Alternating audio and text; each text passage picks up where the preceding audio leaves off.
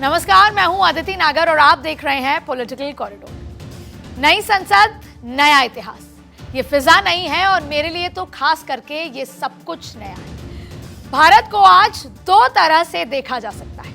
एक वो भारत जिसमें महिला आरक्षण बिल नहीं था, एक नया भारत, आज का भारत जिसमें महिला आरक्षण बिल है।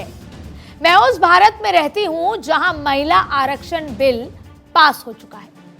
देखिए, कुछ फैसले ऐसे होते हैं जो तात्कालिक होते हैं और जिनका असर हाथों हाथ नजर आता है। कुछ फैसले दूरगामी दृष्टि से देखे गए होते हैं और जिनका असर शताब्दियों तक देखने को मिलता है।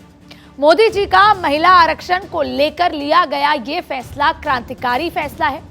ये सदियां और पीढ़ियां बदलने वाला फैसला है। ये समाज बदलने वाला फैसला है। यही वजह है कि मैं इस फैसले को एक सामाजिक क्रांति के तौर पर देखती हूं, एक युगांतकारी फैसला मानती हूं। इसे नारी क्रांति या यूं कहें कि महिला क्रांति के तौर पर भी देखती हूं। अब इस पूरी महिला क्रांति के युग को मैं 5 अध्यायों के जरिए आपको समझाती हूं। पहला, 2029 का पॉलिटिकल मैप क्या होगा, यानी 2029 में आपकी लोकसभाएं और विधानसभाएं कैसी दिखेंगी, आपका भारत का मैप कैसा दिखेगा। दूसरा, उत्तर बनाएगा देश का उत्तराधिकारी, यानी क्या वाकई में अब आगे आने वाले समय में केवल उत्तर प्रदेश ही देश का उत्तराधिकारी बनाएगा। तीसरा, साउथ में खतरे का सायरन, क्या इस तमाम जो गतिविधियां हुई हैं और खास तौर पे परिसीमन, उससे साउथ यानी दक्षिण परेशान है। चौथा, 24 में क्या ओबीसी ही निर्णायक होगा। और पांचवा, सनातन ही सत्य है। अब देखिए, 21 सितंबर को दोनों सदनों में पास हो जाने के बाद भी यह बिल सवालों के घेरे में है।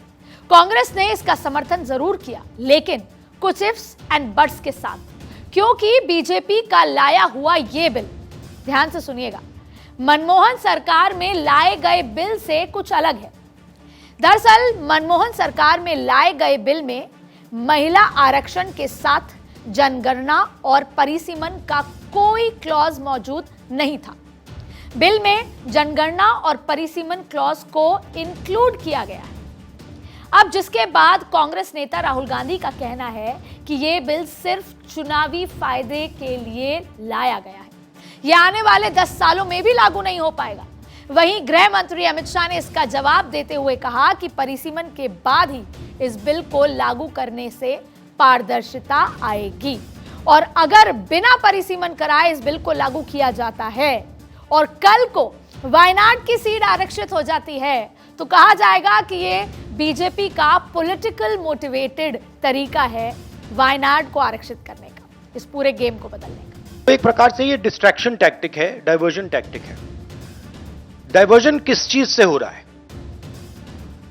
डाइवर्जन ओबीसी सेंसस से हो रहा है। महिला आरक्षण तो बड़ी अच्छी चीज है, उसके बाद ये 2 क्लॉजेज, इसमें 2 फुटनोट्स हमें मिले। महिला आरक्षण देने से पहले हमें सेंसस करना पड़ेगा और दूसरा डिलिमिटेशन करना पड़ेगा, और इन दोनों चीजों को करने के लिए बहुत साल लगेंगे।